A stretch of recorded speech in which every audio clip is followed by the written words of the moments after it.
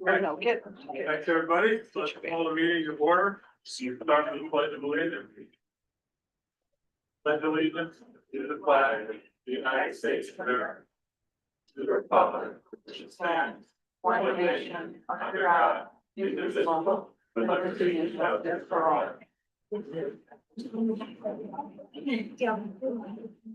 All right, let's get to the most important part of tonight's meeting. Recognition for NISMA and Music in the Parks. So, thank you to all of you for being here to honor our musicians. Millbrook has been recognized as the best community for music education over and over and over again. And it's largely in part to the four folks standing against the wall over here. So Mr. Dunninger, Miss Rubin, Miss Donahue, and Miss Scobin, who are music education teachers throughout the district. They do a phenomenal job. They work, tirelessly to make sure that our students are prepared for all of their performances. And they really definitely instill the love and joy of music in our students. So congratulations to them. And I know that they now want to congratulate our students. So I'm going to turn it over to the department.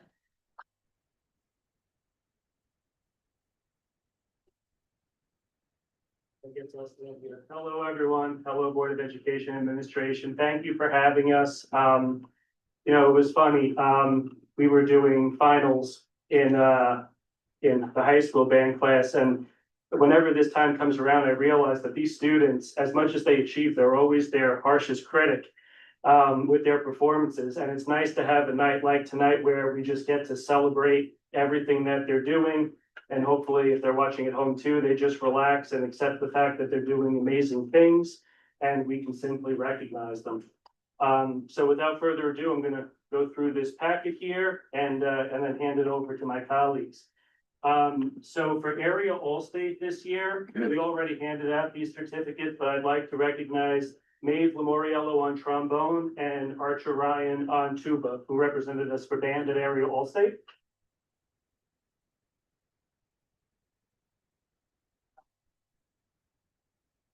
And if you're here, please come up and accept your certificate. Otherwise, we'll just give a round of applause. This is for Junior High All-County Band. And this year we had represent Millbrook Theodore Chi.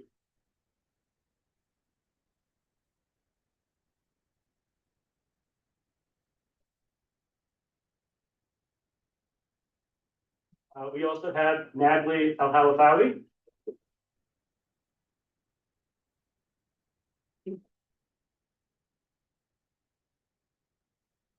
We had Evelyn Leases.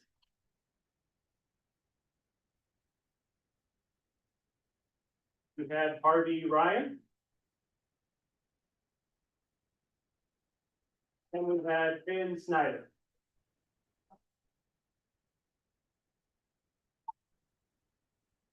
For elementary all county, if you're here, come on up. We had Henry Booker.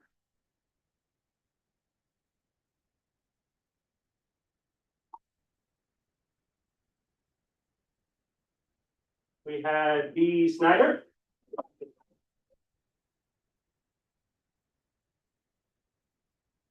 We had Owen Lewis.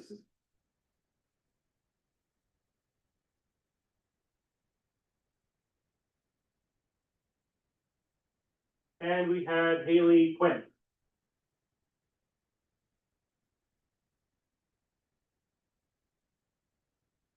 Also for junior high all county, these are the ninth graders. We had Adriana Chattery. Matthew Glazer. Daphne Rowland.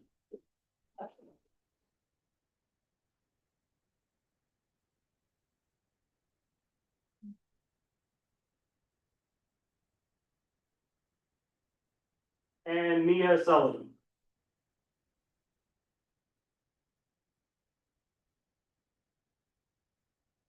We had a large turnout for NISMA this year, and these students put so much effort into their solos, and I always tell them this is basically the first job interview you're ever going to do in front of the judge and doing the best you can, showing the best version of your musical self. So these students should be very, very proud to go and all did extremely well. So we have Emily Boker.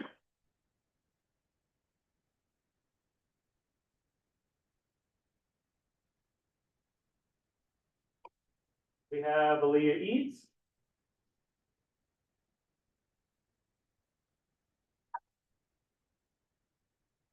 Wyatt Gotham.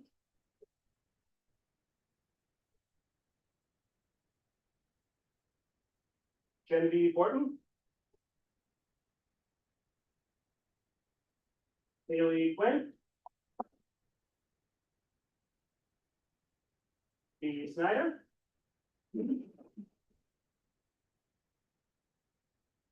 Catherine Cornecchia.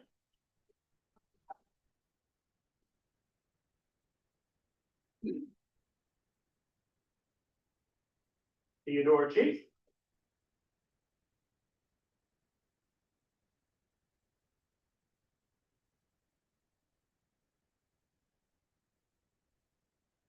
Natalie Helafawi.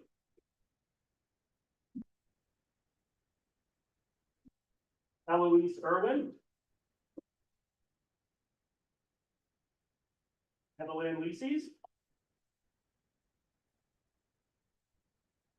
Or at least watching this. Carly McKee. Luke Rowland.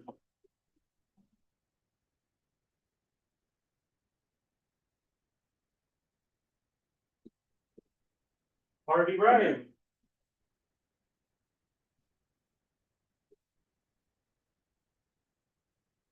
Ben Snyder. Iago Venega Lopez. Abigail Buokolo.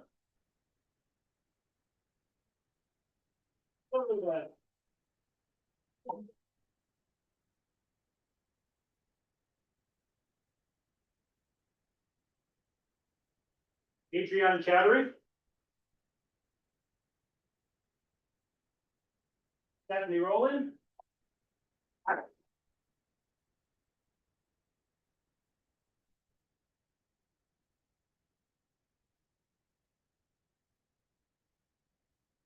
Archer Ryan.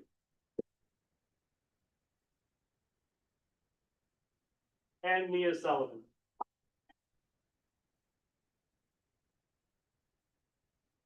We're also very proud of our groups that went to Music in the Parks this year, and they always show great poise and perform so well when the lights are brightest. And I'm happy to announce that the high school concert band received a superior rating and a first place finish.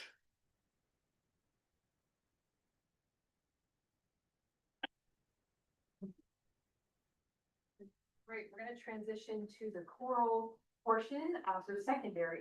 I wanted to make a comment about our placement. This was our highest placement, we received second place. Our highest placement at Music in the Park since 2018.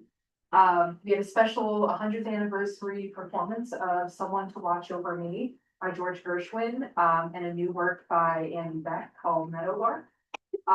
We received the highest rating possible, superior in both the categories of diction and pronunciation, as well as note accuracy and rhythmic precision, and a rating of excellent overall. This is just such an exciting year for chorus. I also want to comment, it's been such a privilege to work with all of our chorus students, but especially our high school chorus students. Some of them were my very first fourth and fifth graders, so having them come up through the ranks and going from opening thermoses and tying shoes to really making some wonderful music. It's just been so emotional, and I couldn't be prouder. So first, we're gonna go backwards in the school year all the way back to the fall, from area All-State. And we would like to recognize Colette Kate Asham.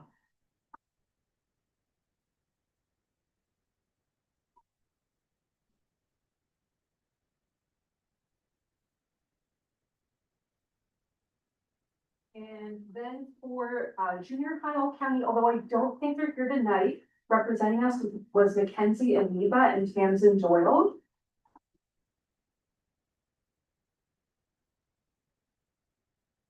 Moving forward to elementary All County, we had Freya Hersey represent us and Wyatt Goff.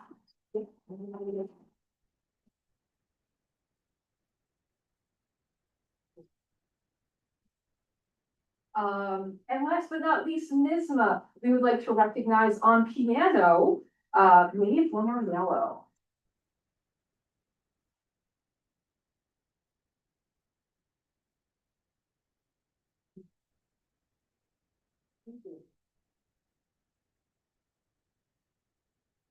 Next up, we have for our elementary chorus for All County, we have two students that went to All County. We are allowed to do a certain amount per year.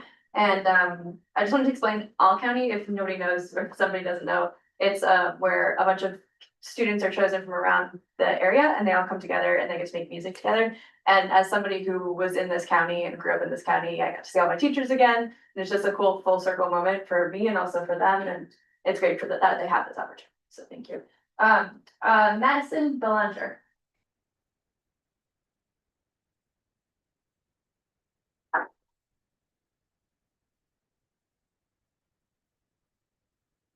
And then my other participant is not here tonight, but she is Isabel Rothschild.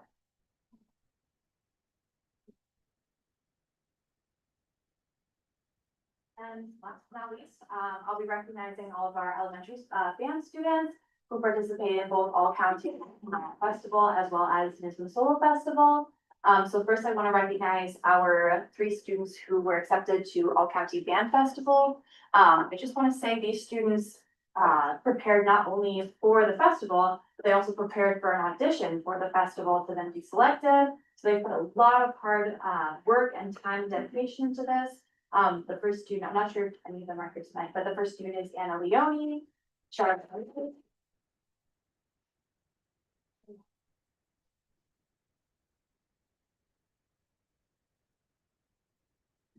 And then for NISMA Solo Festival, we had 14 students between the 4th and 5th grade attend for band this year. I'm extremely proud of them all. There's 2 individuals I especially want to recognize.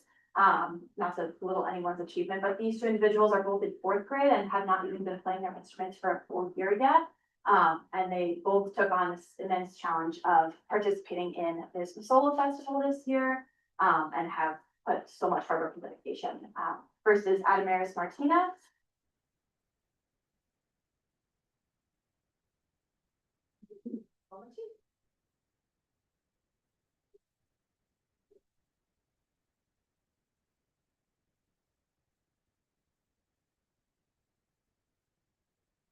And then our 5th graders who attended NISMA Solo Festival, we have Cohen Murphy.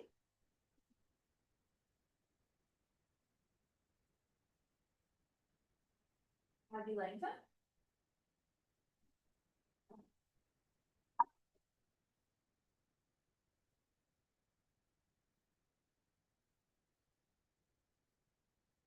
Conan Ryan.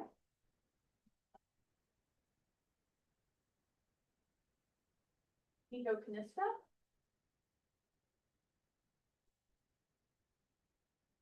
Aiden Nichols.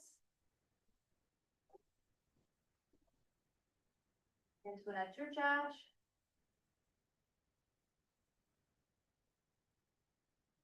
Bellinger.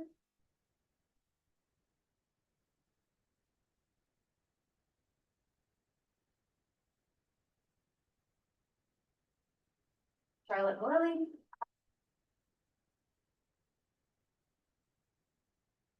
Ella Crocco.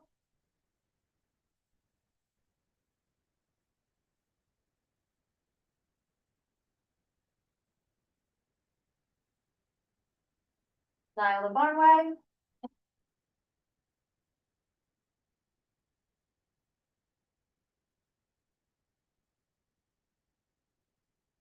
Eleanor Combs.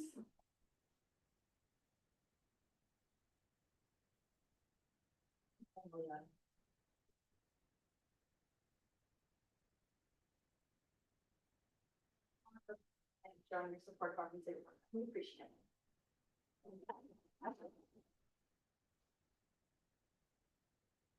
I just wanted to take a second to say how proud we are of all of you. Not just your talent, because that goes without saying. I mean, Millbrook stuns me every year at the quality and the depth of the music program here. What really sets us apart is how you carry yourselves at these competitions. Other schools see us and they see the politeness, the involvement, and just the great attitude that you all bring to these competitions. So thank you very much for representing us at these competitions, representing the district. Because it really is amazing to see what you all can do year after year. So thank you very much.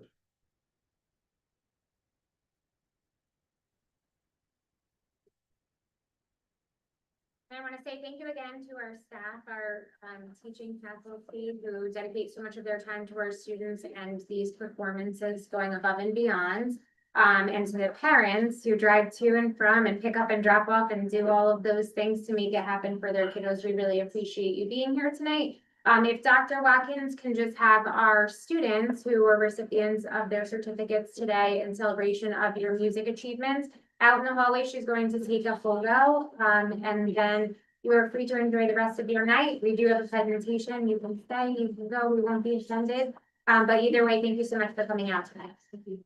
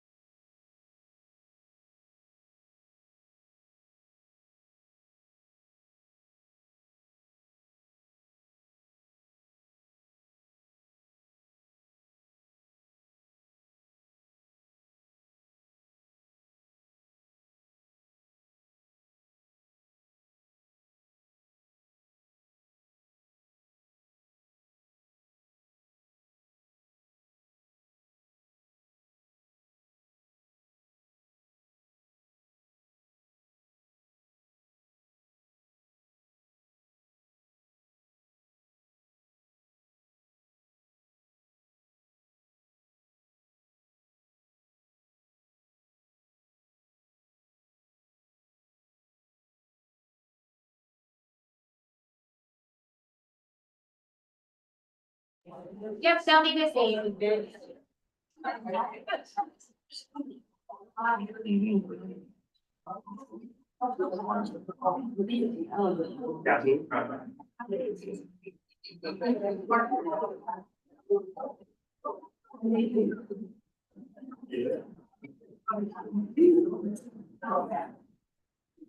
Thanks, Dan. Thank you. Have a good night.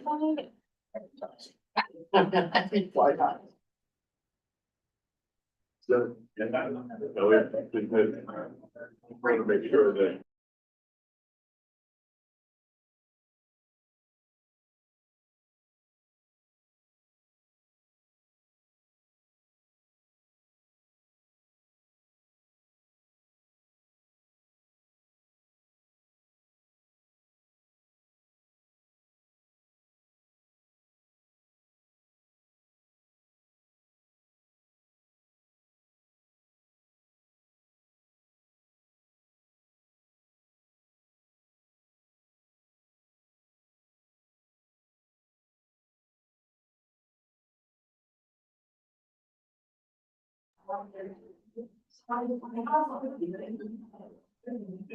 all right, moving on, do I have a motion to open the public hearing? So. Do I have a second? I'll second. All in favor? Aye. Any against? So good evening to those of you who are here for the presentation of the adopted budget for the 26-27 school year. Are you able to hear us? Really? Okay. I need a teacher. I can. I still have one of those. So we will be going through, not just the adopted budget for this school year, but we will also be sort of taking a few steps back just to explain the process of how we budget on an annual basis and how we arrived at the budget that was adopted by the Board of Education for consideration by our voters, in 2 weeks on the 19th. So first, we always like to display this budget timeline, because I think it's really important for people to understand that the actual budgeting process, the formal budgeting process, starts way earlier in the school year than I think people might realize. We begin drafts of our budget in terms of rolling over information into the 26-27 school year budget in around January. So we're having meetings with administrators. We're looking at what department needs will look like for any type of updates to curriculum or any other need that we might have. And then throughout this time, you'll see, if you were to look back in previous presentations, what you would actually find is every single time we get a projection in from a contracted vendor that the school district does work for, or any of our partners through BOCES or something like that, there's constant adjustments to all of the lines as we create this budget process. And so one of the things that I always find extremely interesting is, by law, we are required to adopt our budget, to have the Board of Education adopt the budget for the voters on April 21st. Also by law, by April 1st, New York State is supposed to have their budget completed publicly, so that school districts know how much aid they will be getting. Today is May 5th.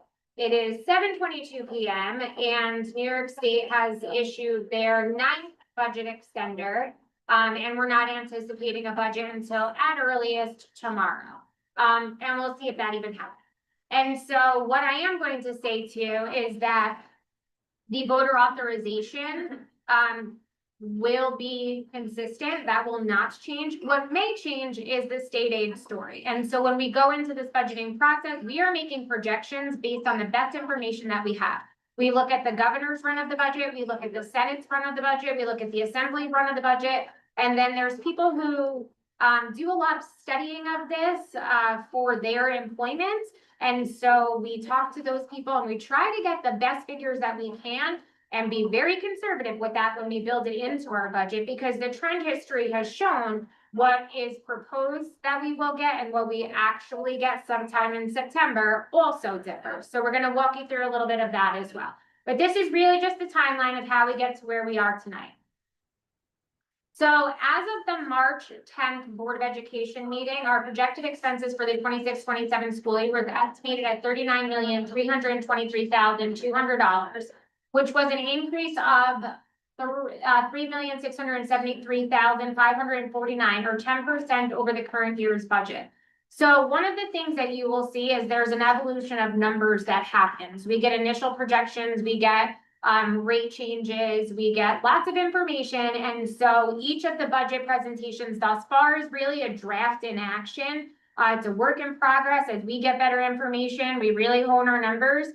And then we arrive at an adopted budget. So some of the major factors contributing to our budget this year is one, health insurance. So the benefits through the Dutchess Health Insurance Consortium increased $574,000. And so that's a significant increase. And I want to say, one of the things that's very interesting about that number is that the original run of those health insurance figures was that plus $350,000. So the original run of those numbers was a 16.43% increase year over year. So just from this current year to next year, we were looking at almost 16.5%.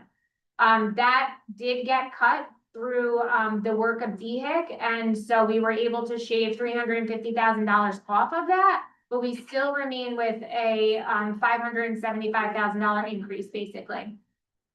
Additionally, another thing that you'll see in our budget, which is something that the voters haven't seen for quite some time, is a transfer to the capital fund. So you will remember that the public did approve a capital project. And so one of the things is, this is not additional money. This is voter approved money that we are now levying for to bring it into the district so that we can start to expend some of the money on the capital project. What we did not want to do is we did not want to spend all of our reserves and then have a huge tax hike that would be unbearable to taxpayers. So we're trying to do that incrementally over time to make sure that our tax payers are, you know, as comfortable as we can possibly make them throughout the process of levying those taxes. One of the things about the increase to special education program, you'll see this number changes throughout the story. So again, this is March 10th. That number was at 390,464. So that's any programs that may exist but will cost more next year. It could be new programming for students. It could be costs related to student education, whether it's related service costs, it could be medical health needs, et cetera, et cetera. And so one of the other things that we also have to consider is the district is insured, right? So the New York State Insurance Reciprocal is who covers our district insurance policy. And that increase was, at this point in time, we were projecting between 10 and 12%. And that number has held throughout the budgeting process.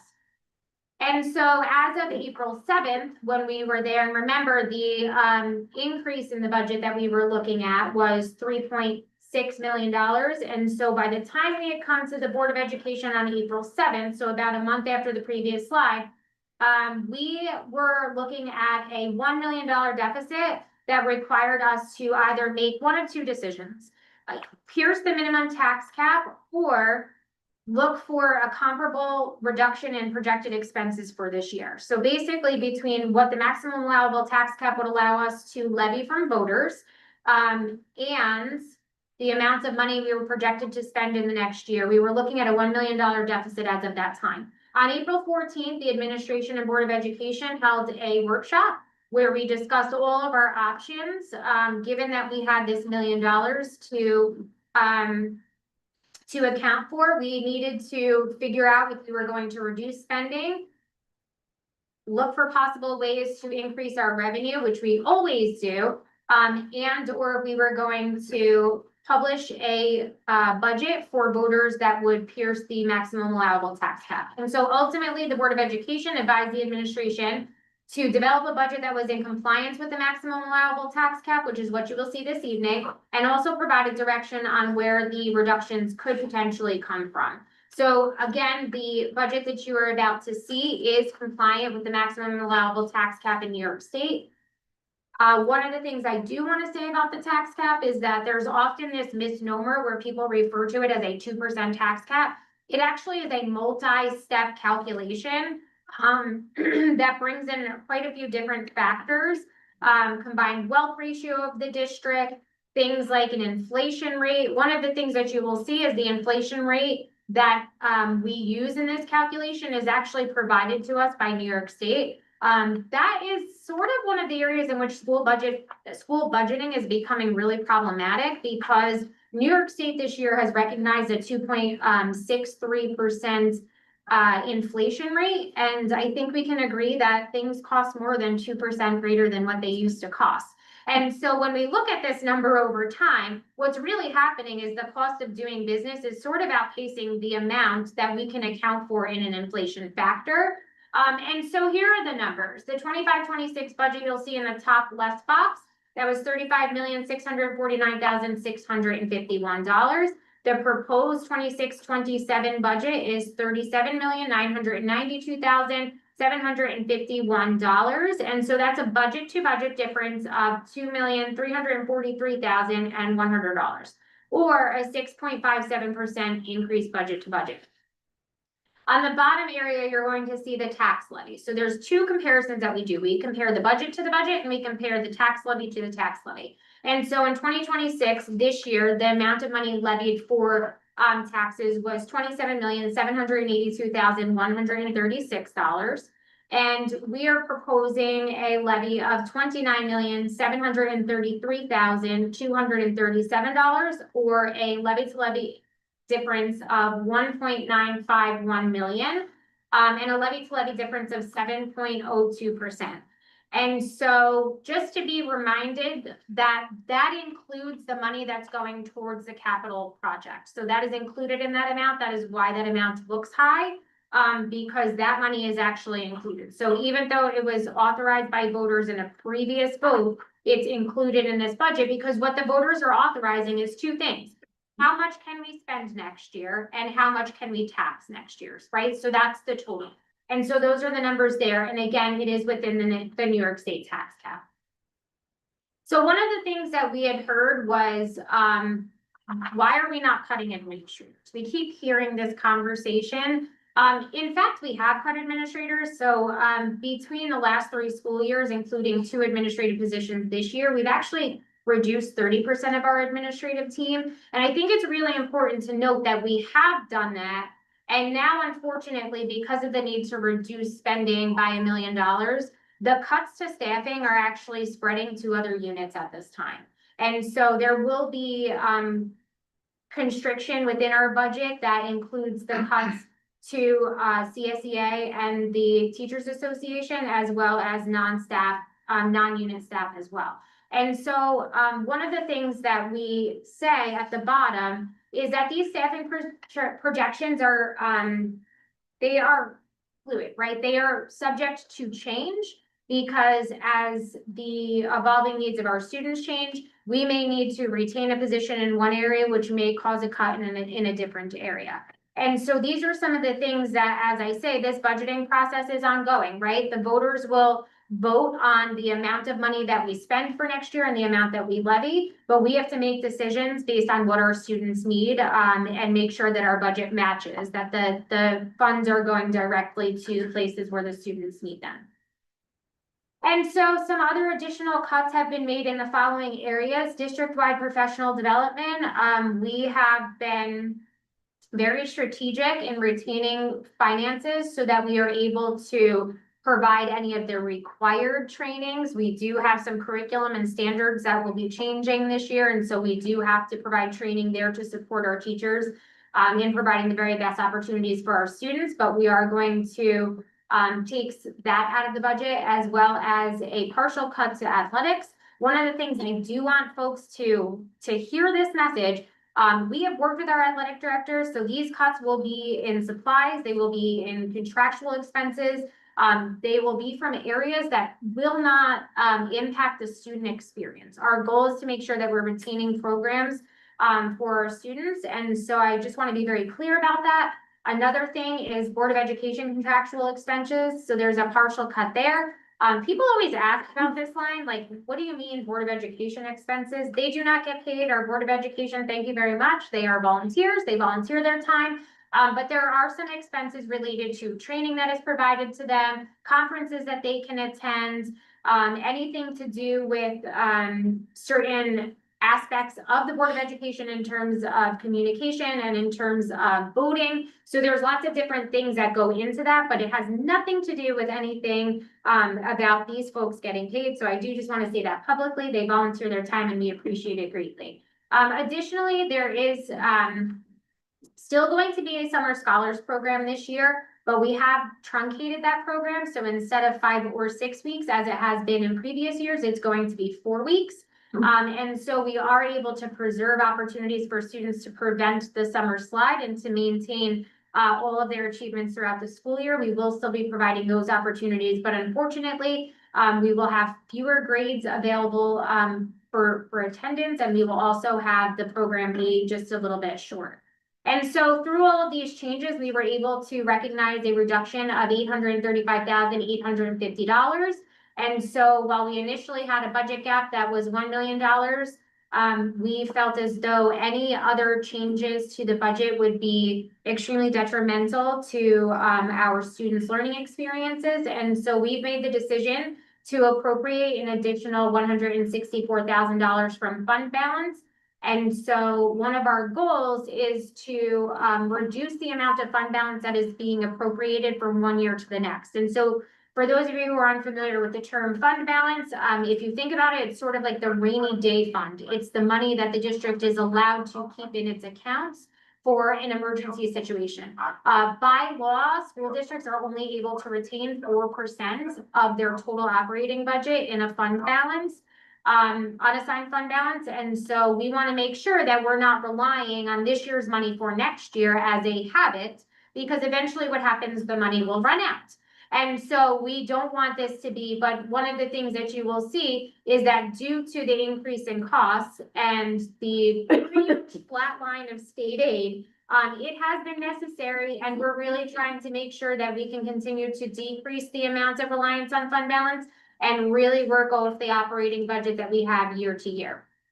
And so, when we are doing school district budgeting, there's two pieces that are very unique. It is a zero-based budget, and so what that means is our expenses match our revenues. We do not create profit. We are not a profit-generating organization. So you will see in later slides what our expenses are, what our revenues are projected to be, and those numbers will be equal.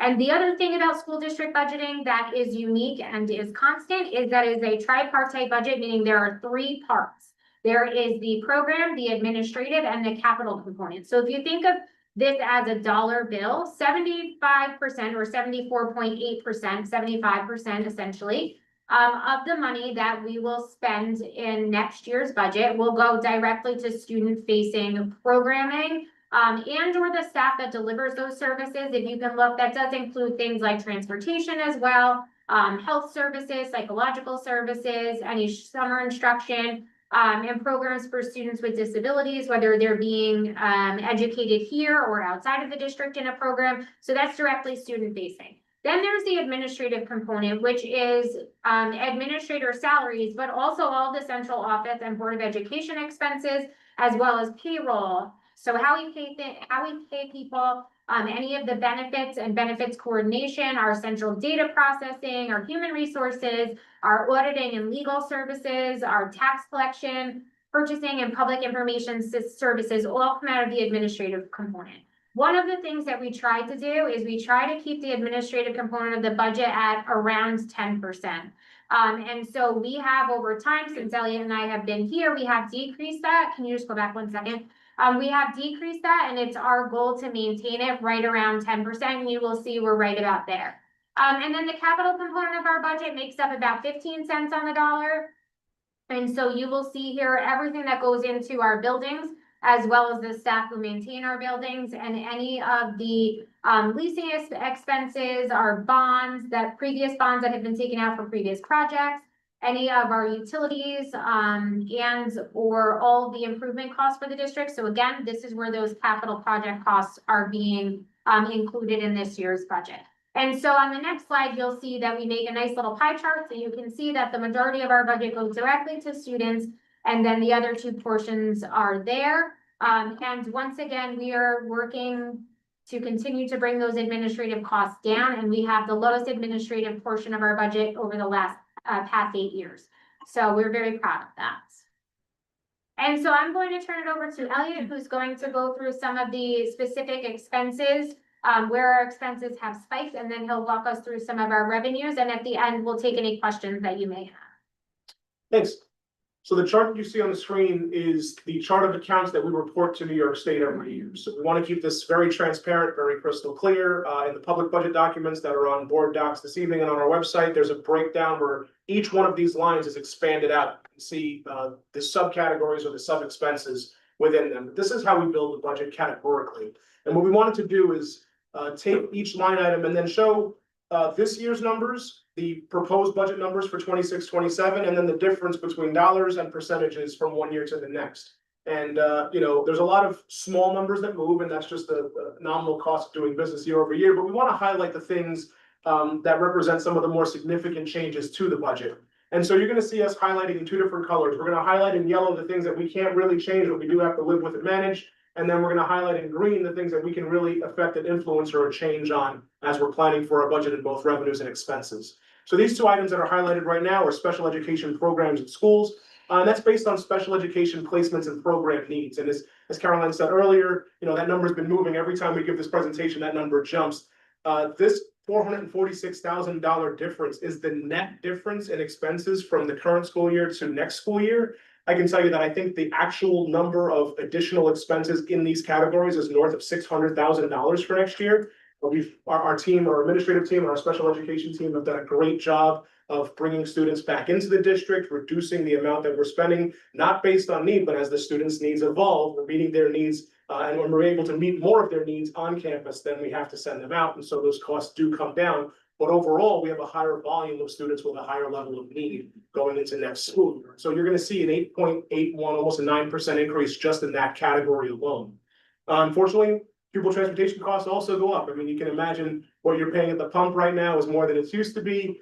We have to take into consideration the cost of fuel, the cost of wear and tear on the vehicles, and then the actual cost per mile of the buses. So we do have a 5-year contract. We're going into year 4 of 5.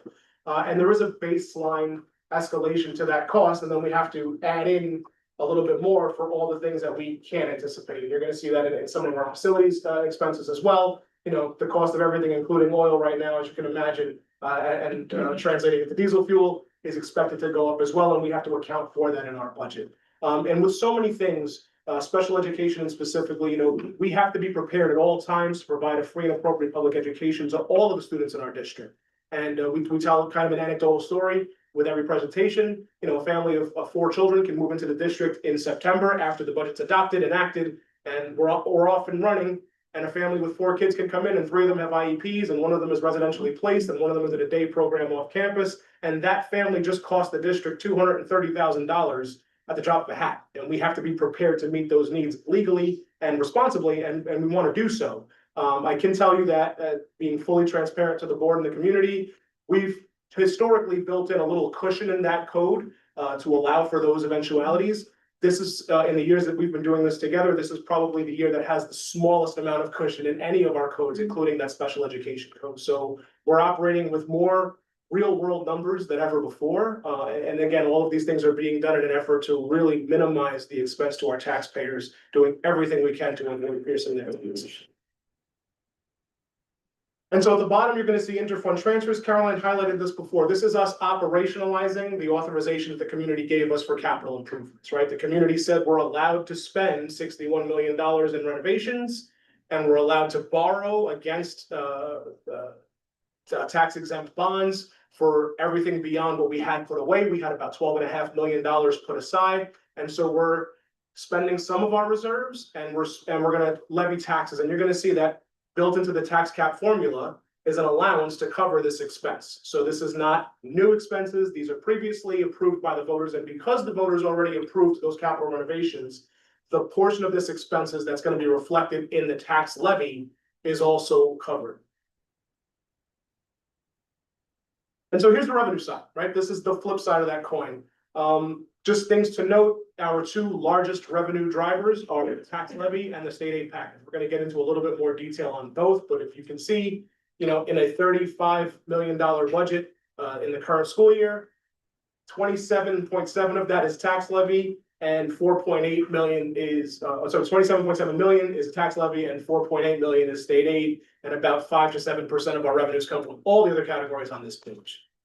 Some of the ones we want to highlight, again, the tax levy, while at 1.951 million, is at the maximum allowable tax cap and does include an allowance for the capital expenses that we're planning, we showed on the previous slide. In addition, we have 2 categories that have really increased for us this year in a positive direction. Charges for other services, facilities use, those are spaces that we rent to our Duchess Bosie's colleagues. So they need space and we have space, and we're finding ways to partner with them. And we already have a plan to rent them $30,000 worth of space next year.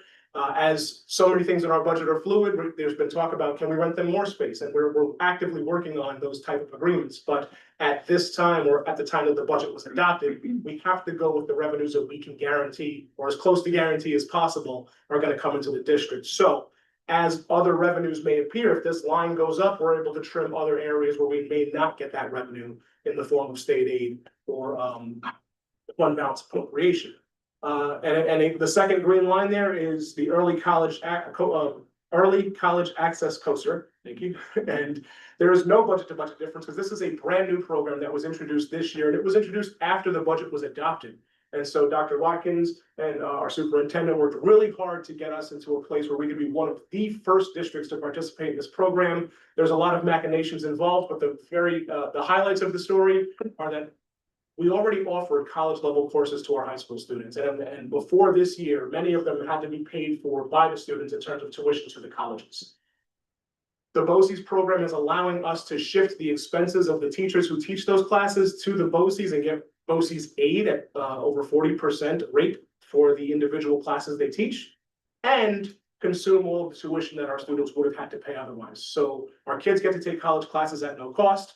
Our teachers still get to teach here on campus. And we're actually going to receive an estimated $475,000 in revenue by shifting this money around through the BOCES. So thank you, Dr. Watkins. This is a huge get for us, especially in a very tough budget season. We really appreciate all the things that are going into helping us get some additional revenue besides our two biggest categories. And so there's the fund balance appropriation. So in very plain language, as Caroline said, this is a zero budget, right? We don't get to make a profit. We don't get to bank dollars beyond the 4% that we're allowed to carry for rainy day, which in our district is roughly $1.2 to $1.3 million. You can imagine that doesn't go very far in a campus of this size. But we are allowed to move money from this year towards next year. And you can see that in the current fiscal year on that all the way to the left, we're looking at in this year, we appropriated $1.8 million from last year to this year in order to balance our revenues and expenses. So typically what we do is we take every revenue line above the fund balance appropriation, we subtotal them out, we look at our expenses and we look at the delta and we say, can we close that with a fund balance appropriation? And you saw in the very first slide tonight, the original number was 3.6 million and we could not close that, right? And then we got to 1 million. And that was still with a $1.6 million fund balance appropriation. We couldn't close that either. So with all the managing of our money that we did, we were able to reduce our necessary fund balance appropriation to 1.6 million. We were hoping to have it under 1.5 because we want to really reduce our reliance on that. But even having it at 1.6 is saving us over $200,000 in that line item from one year to the next. So it's trending in the right direction while still preserving as much of our programming and staffing as possible. Then we're going to talk about state aid. So these are some startling statistics, but we want to be very clear with our community where we stand. Our second largest source of revenue is aid from New York State. Over the last 5 years, our state aid projections have averaged $52,000. In any given year, what we actually get, you heard Caroline say earlier that we adopt our budget effectively before the state does, although they're supposed to go first.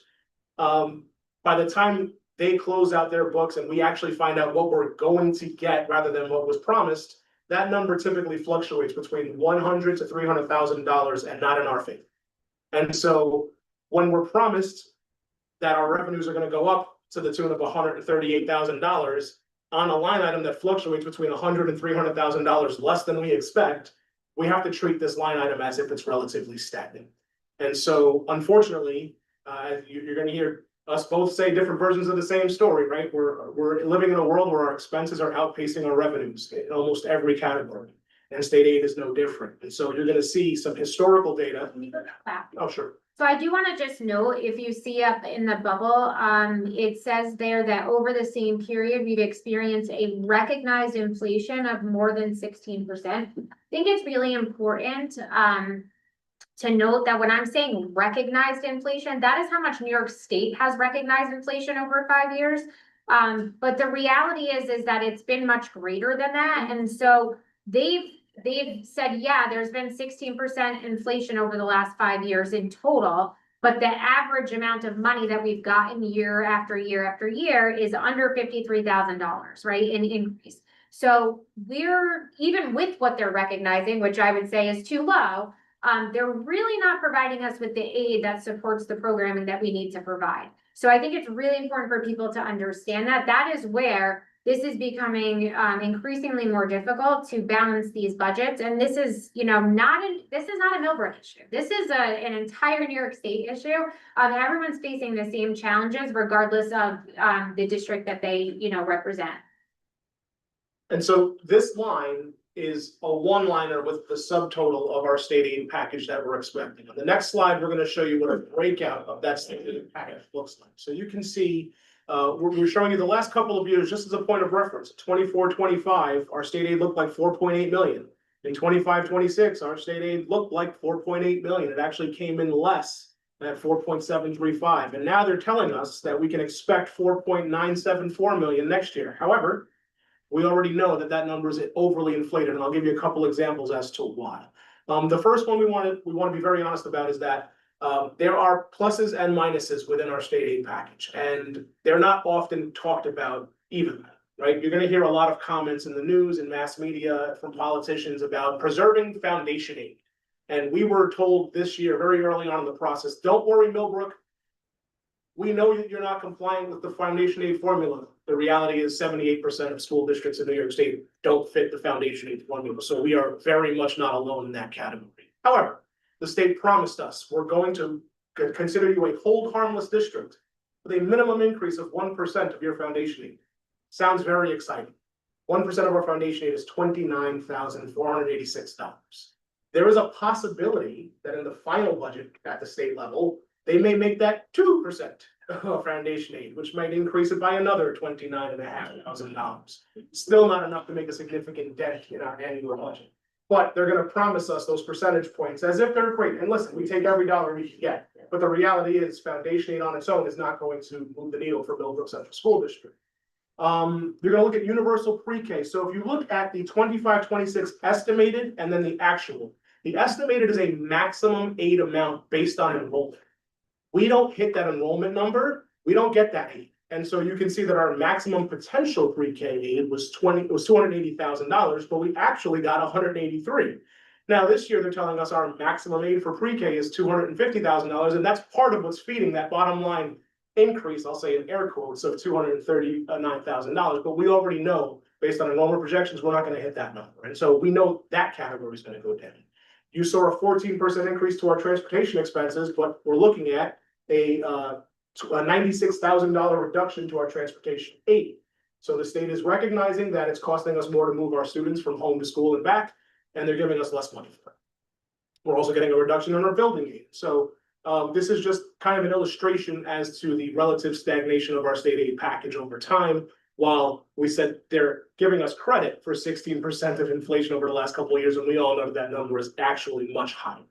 And actually, can you just go back to that? Sure. One of the things that we do need to celebrate is the fact that because we were strategic and in the 11th hour, we're able to get that BOCES COSER working. Our BOCES aid has increased significantly. Had we not done that early college access program, that wouldn't even be the case. And we would be looking at even greater reductions in aid. So, you know, some of the things that we do that seem like, why are they doing this in the 11th hour?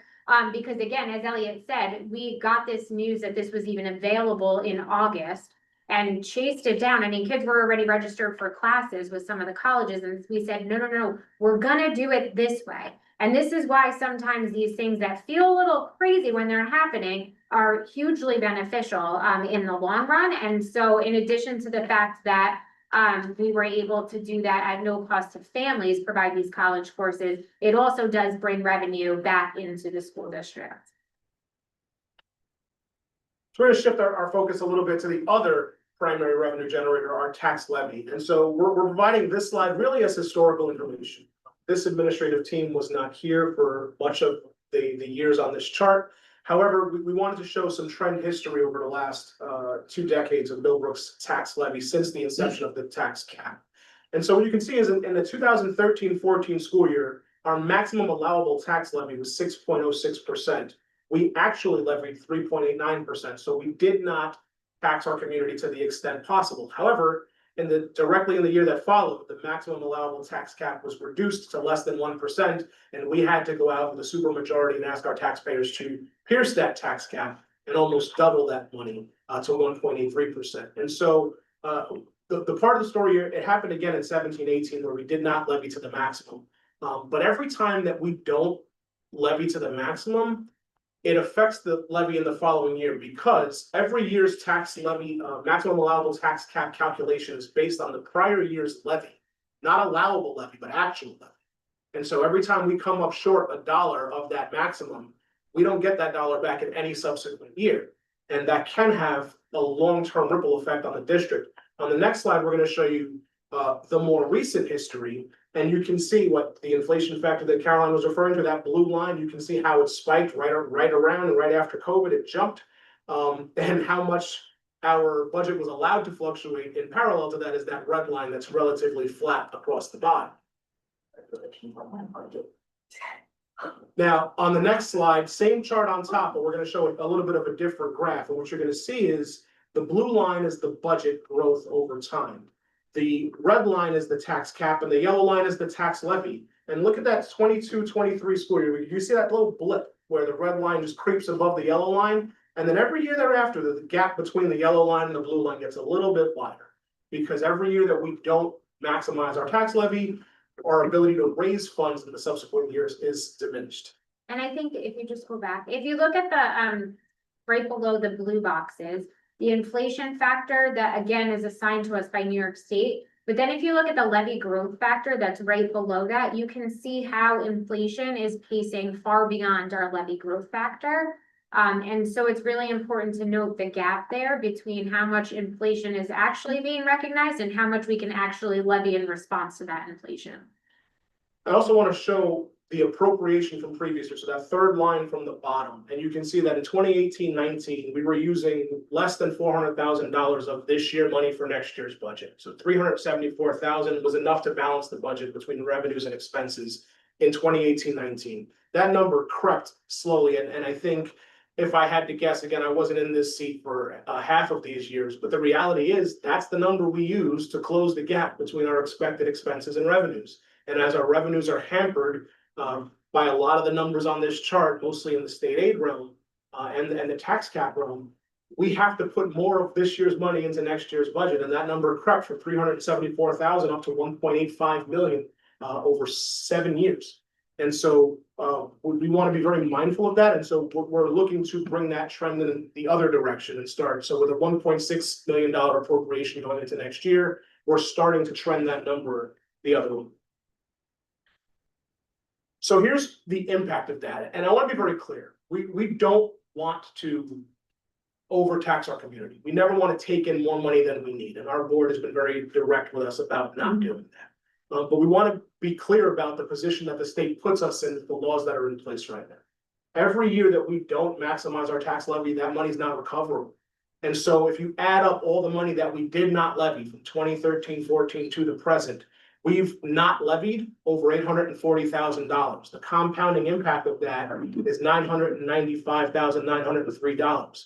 Had we simply levied at the maximum for every year since the 2013-14 school year, we would have an additional $1,065,000 of available tax leviable funds within the tax cap maximum allowable calculation. And so we wouldn't, when we started this conversation with $1 million budget deficit, it would have simply been a break-even figure from that April 7th board meeting. Because we left money on the table, and I don't want to use like loose terms like that, but the reality is because we did not collect those funds previously, you don't get them back in subsequent years when you actually do need them.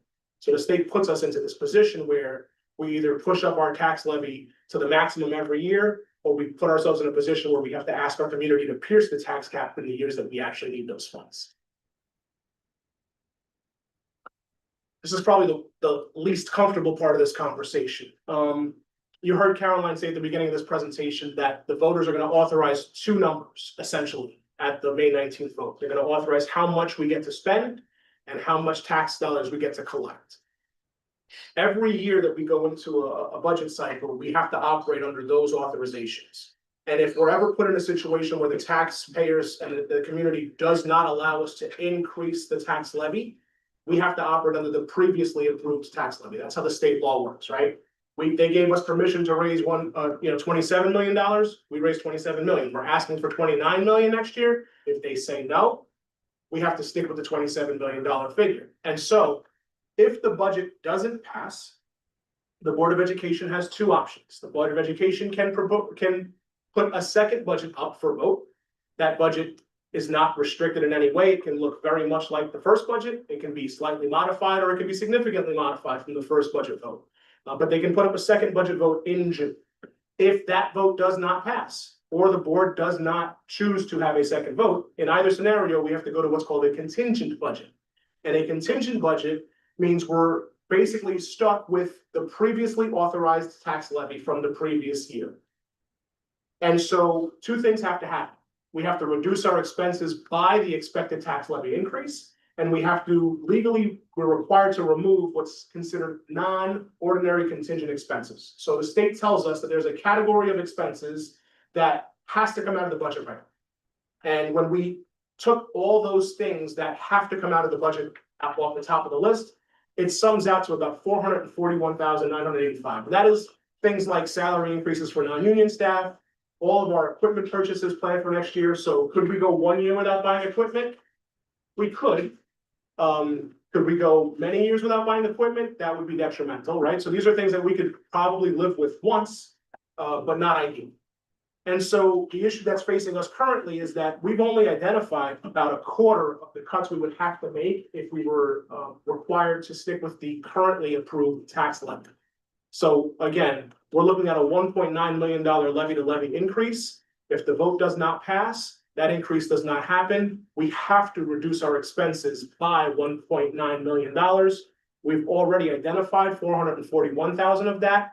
We would still have to identify another 1.5 million in order to close that budget gap. And being clear, that's in addition to the $1 million that's already been cut. So this would be, we would be talking about decimating programming, and significant reductions in staff. Very problematic, so that's something that we just want to point out.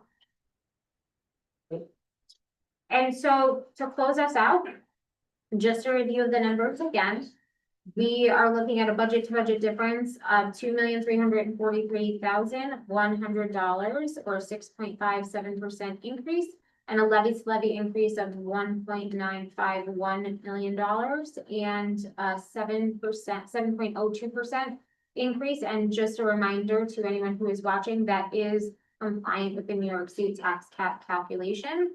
And so at this point, we just want to remind everyone to come out and vote. We want your voice to be heard. We do include there that if you have any questions, you are welcome to email district.info@millbrookcsd.org. That email address pretty much goes to everyone sitting up here, and whoever is best positioned to answer your question will get back to you as soon as we are able. And so at this point, do we have any questions from the public? I have a question. Can you just state your name? Oh, my name is Lori Malie, and, what do we spend on one-to-one devices? On You what? know, tablets, computers, kids still get it, all the kids still have computers now, because we have a 5-year-old. And they've already put a tablet in his hand and we're livid. And they're telling us now they're gonna, first grade, they're gonna send one home. We don't do tablets. So, I'm just wondering, like, I just retired in June. I was a teacher for 30 some years, and I taught on every level from preschool to 80-year-olds. And I have seen a terrible decline in performance since we added the computers. Unfortunately, I was the only one complaining about it when they came, like, why are we giving every kid a computer when all the research says, don't give every kid a computer? So I'm just curious, what do we pay for that? yeah, so two things I want to say. I'm gonna have Elliot give you the numbers, just for accuracy's sake. But also one of the things that I want to say is that we are very intentional on the ways in which computers are being used. One of the things that's really challenging about this is that the computer-based testing requires all of our students to take their state assessments on computers now. There's no longer, other than special education services and particular needs of students, there's no more exemptions for that. Everyone, so we do have to have students, you know, acclimated and oriented to using a computer. But we are very intentional, especially with our youngest learners, myself and Dr. Watkins. We want students to develop the, you know, the pincer grip, the OT strength, all of those things for their fine motor skills. So we are intentional on trying to keep them off devices when we can. We want ours to learn cursive. Well, there's a lot of research that supports that. So we are an Orton Gillingham district and we support cursive as well. But we also would say that we are trying to create a balance. Yes, they are a necessary evil at this point in time. But we are trying to create a balance where it is not all that students are doing, if it is not necessary for them to be on a computer. But the actual figures and financials, I'll turn it back to Elliot. So our budget for end user devices, and that includes staff laptops and student Chromebooks, is about $172,000 per year. And just to be clear, that is a multi-year replacement cycle, so our students get a device when they get to a building and they keep it till they leave. So, Elm Drive's a little bit different because we don't put devices in the hands of our littles right away. We have an allotment of shared devices. Kindergarten, every day. Well, so we have devices available to them, but they're not mandated to take them home daily, right? Yeah, But no, they don't take. it. in our Alden Place Elementary School, they're assigned a device in third grade, they carry it third, fourth, and fifth, they turn it in sixth, they get a new one for sixth, seventh, eighth, then they turn it in ninth grade and they have a new one for high school. And the reason for that is these devices are rated to last 4 to 5 years. And because of computer-based testing requirements, they have to be relatively new, but not brand new. And so that was a break point that we found was just an economical kind of sweet spot where they're not, like, we used to have them issued in play for 6 or 7 years. They were constantly breaking down, and the labor costs, the repair costs were far outpacing what we could manage. So in that 3 to 4 year useful life, we're able to get a device kind of in the student's hands, and it's viable for the time that they're in that building. We have another $25,000 allocated for classroom technology, and that's like these display boards you see on the walls. So all in total, we spend less than $200,000 a year in technological equipment. Any other questions? I just actually wanted to say, I mean, we've been the board of it, I'm Perry Hartswick, by the way. We've been, on top of these cuts, make them painful, but don't make them crash the place.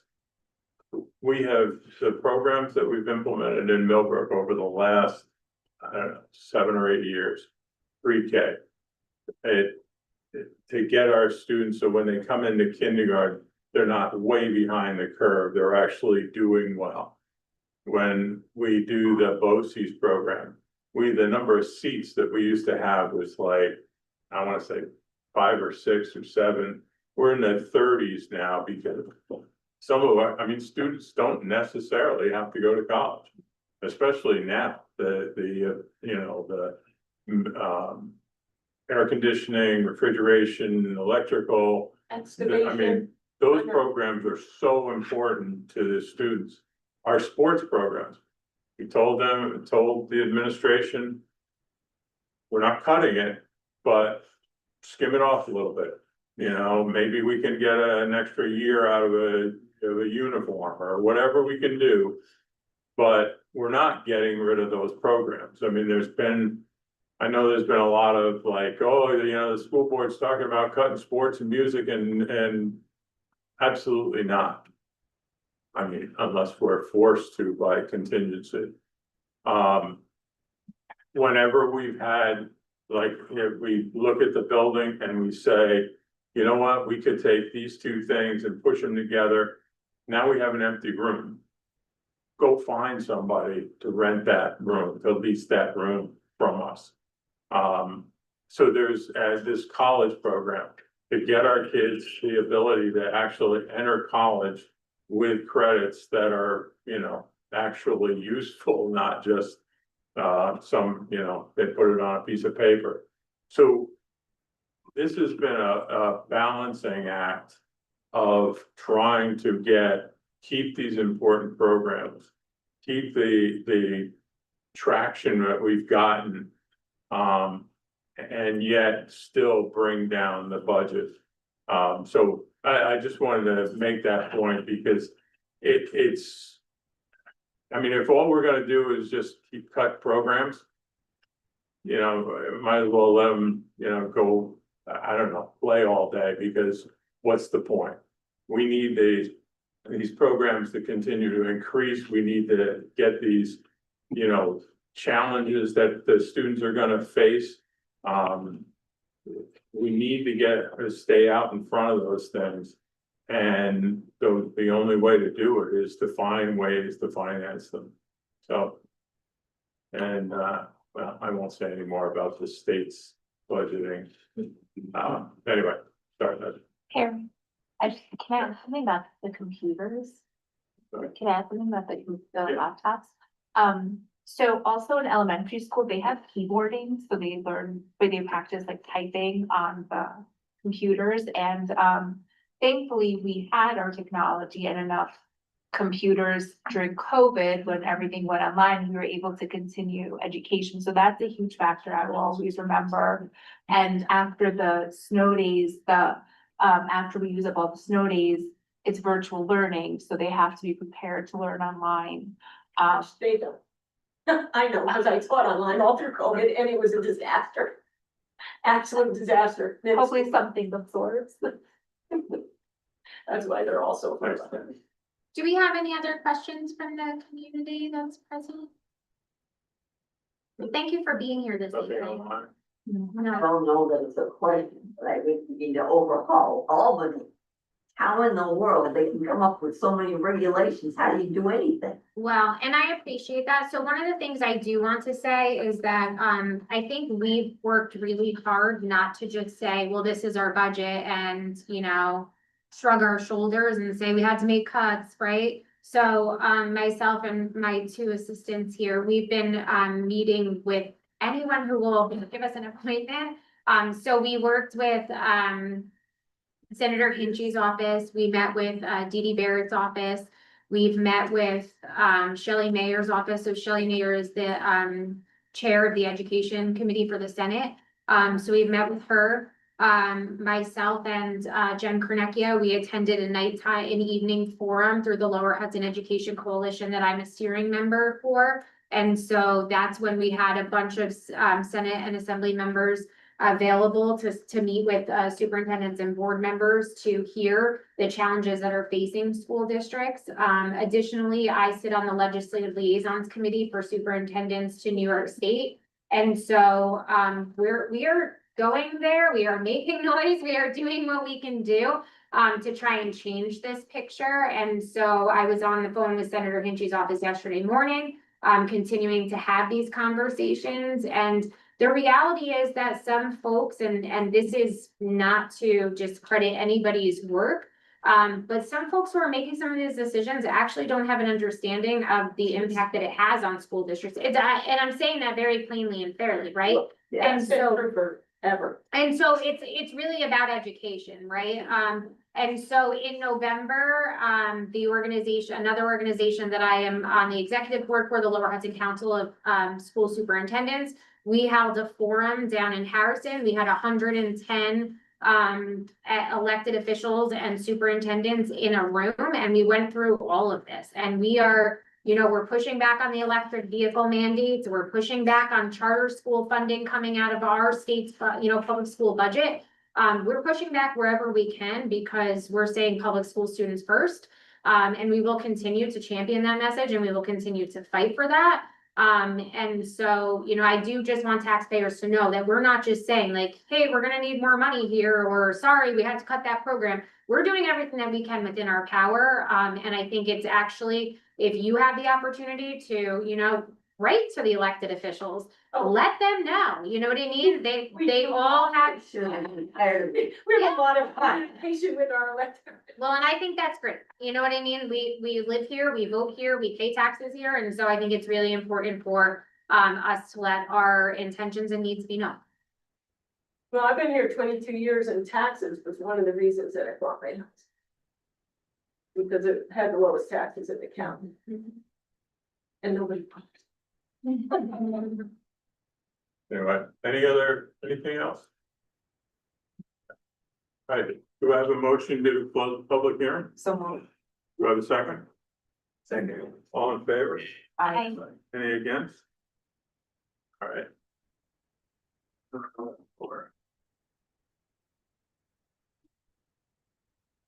Next is the consent agenda. Do I have a motion to approve?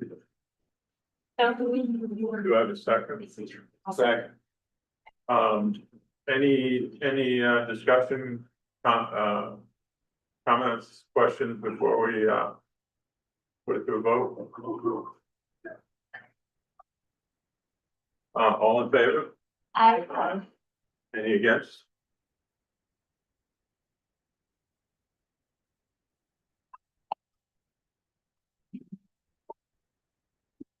Next up is, do I have a motion to accept the donation from MEF of $240.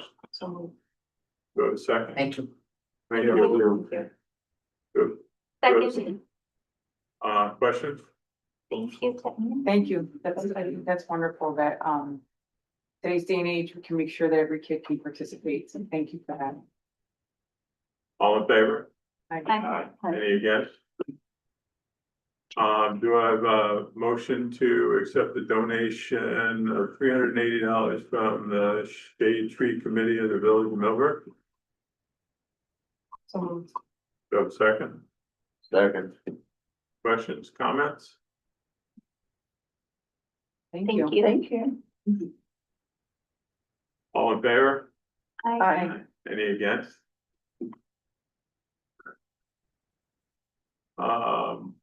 President and Vice President's report, nothing earth shattering. We do need to find a date for a retreat on, to work with the attorneys on that whole, Cooper Val and what do we do with it and how do we, move forward on it. We need to do that fairly quickly, because the school year is running out. So I'm gonna ask Cheryl to work with, Pam and all of you to figure out a date and time that we can do that. The other thing is, I think I've mentioned it before, but the Dutchess County School Board meeting for June 4th. I will be probably unconscious by then still. But it's usually a pretty good meeting on, I don't remember what this subject was. I don't know this one either. But it includes, it's a face-to-face meeting, includes dinner, so if any of you can go, it's a worthwhile effort. And that's all I had. Caroline, did you have something you wanted? I did. So my presentation was limited to the budget, but I did want to congratulate publicly Jen Fight. She is the recipient of the Excellence in Teaching Award from the Mid-Hudson School Studies Council. So tomorrow night, Jen and I will be in Rockland County honoring her all her excellent contributions to the school district and our students. And I also want to thank our community. I sent out the voter voice that's being posted by Harrison Central School District regarding equity in athletics. And as of yesterday morning, we had 348 letters that had been sent already just from our catchment area. And there's been a total of over 8,000 letters that have been written in the Hudson Valley. So congratulations really to everyone who's made their voice be known. And so I just want to appreciate our community for responding to the request that was put out to them. That's fantastic. Yeah. All right, up next, Mr. Mullins. Good afternoon, everyone. It's always budget talk. I was gonna say something off my report, but I would rather just say, I want to thank the facility staff for keeping us within the budget on my budget lines. We have budget line for electricity, we have a budget line for fuel, propane, all the utilities. And we were able to stay in the lines. So the guys did a great job managing the fuel crash and what you can call for this simple little thing, so like, when the board off a little earlier.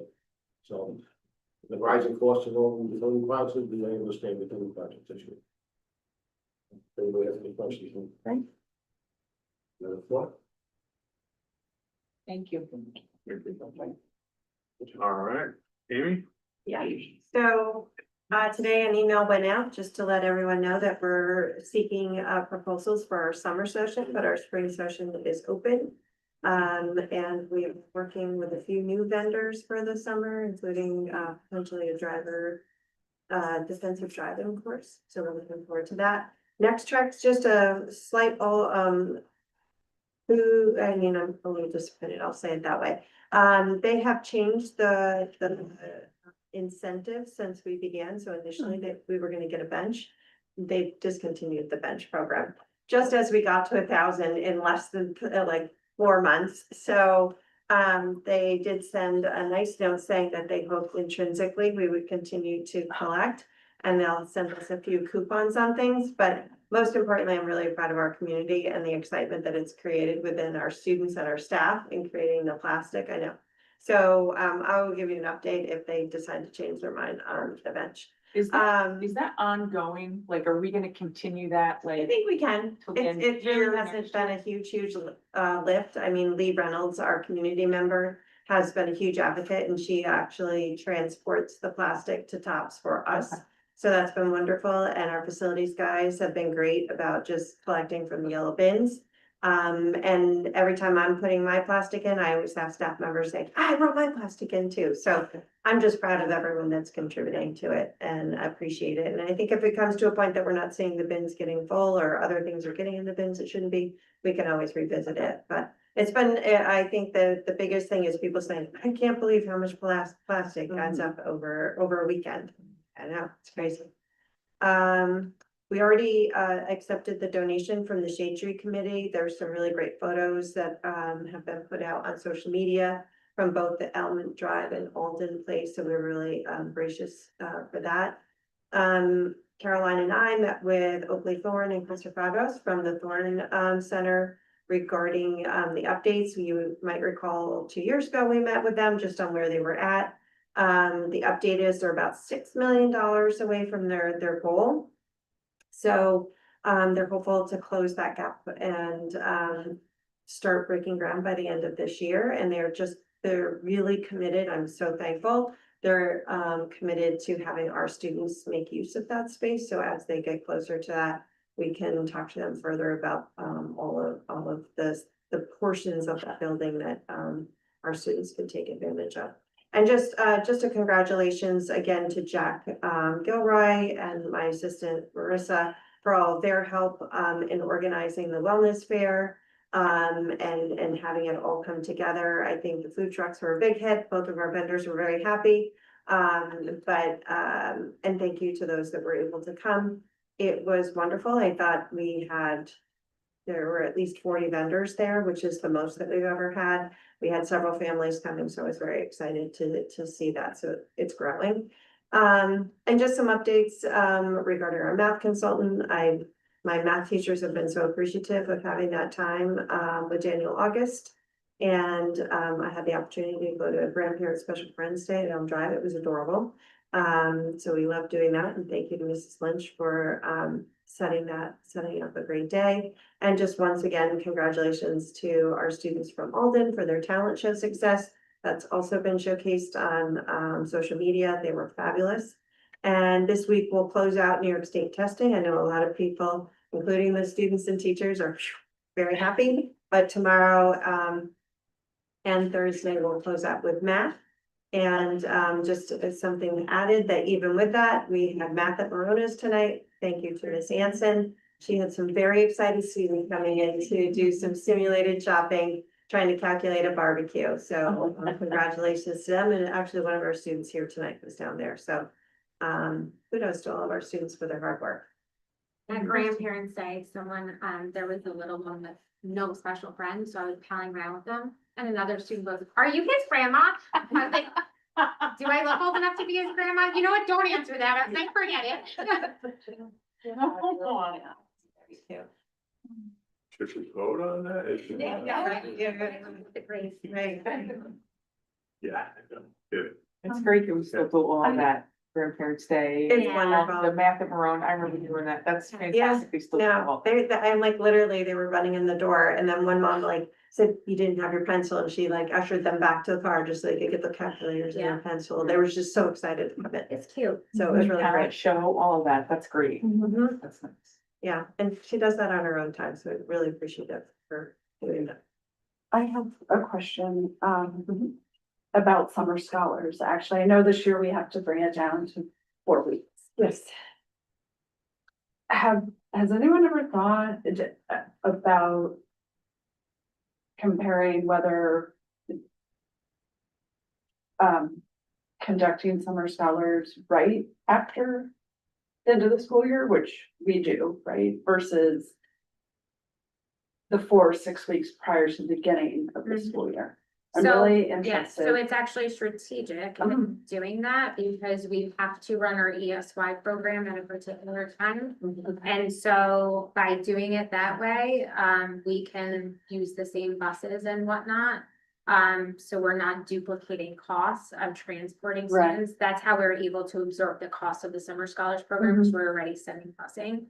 And so there's two ways to do the ESY program. One includes the July 4th holiday, one includes starting right after July 4th holiday. Mhm. So we really don't have the flexibility that it sounds like you're suggesting by pushing it back. I'm just wondering. Yeah, I mean, which- but that is the reason why. And also, once we get into that mid-August, we also have like athletics starting. and Right. There's other Right. competing things going on. So it's hard to just preserve a nice Right. program within itself over the summer.